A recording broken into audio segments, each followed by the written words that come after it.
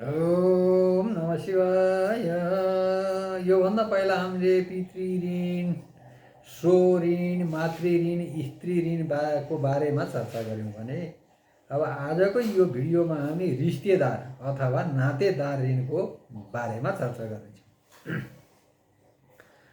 जुन जातकको जन्म कुण्डलीमा प्रथम होस् अथवा अष्टम थानमा केतु या बुध बस्यो भने रिश्तेदार ऋण, नातादार ऋणको दोषको सङ्केत गर्दछ।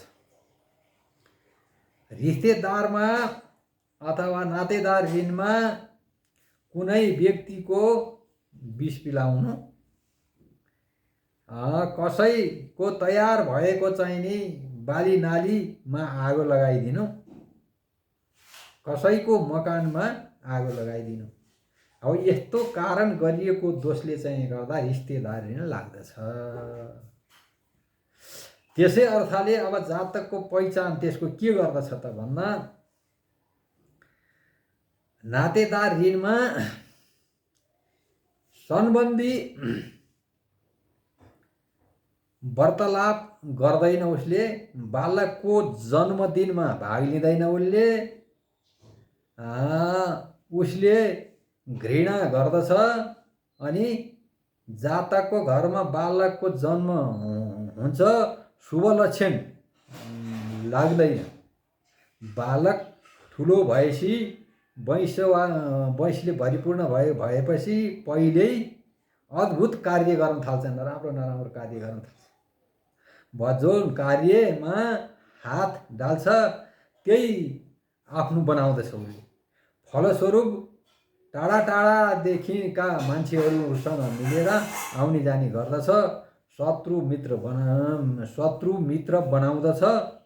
तात्पर्य यो हो कि हर जग्गा उसको बोल्ने बित्तिकै उसको शत्रु पनि आएर बस्नु पर्दछ। तर अचानक सब कुछ नाश हुन्छ, परेशानी दुःख हुन्छ, परेशानी दुःखको सुरु हुन थाल्दछ। सामर्थ्य भएपछि सन्तान पनि हुँदैनन्, बेला समय भएपछि उसको सन्तान पनि हुँदैनन्, भए पनि मर्दछन् अथवा अपाङ्ग हुन्छन्। जातकका शरीर निर्बल हुँदै जान्छ, एक आँखा जति पनि केही रहँदैन र चिडचिड बौलाएर हिँड्न थाल्दछ।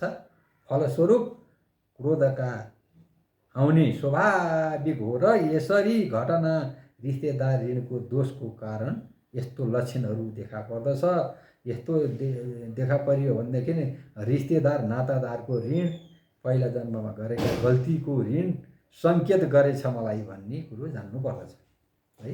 रिश्तेदार ऋणको मुक्ति हुनको उपाय चाहिँ के छ त भने जातकले परिवारको एक सदस्यमा पैसा जम्मा गरेर मफती धर्मस्थानमा दिनु, मफती बिमारीहरूलाई औषधि बाँडिदिनु, तामाको सिक्काहरू लगेर नदीमा बगाइदिनु इत्यादि कुरो गर्यो भने नातेदार तथा रिश्तेदार ऋण मुक्त हुन्छ भन्ने कुराहरू सङ्केत यस लाल किताबबाट गरिएको छ। हरि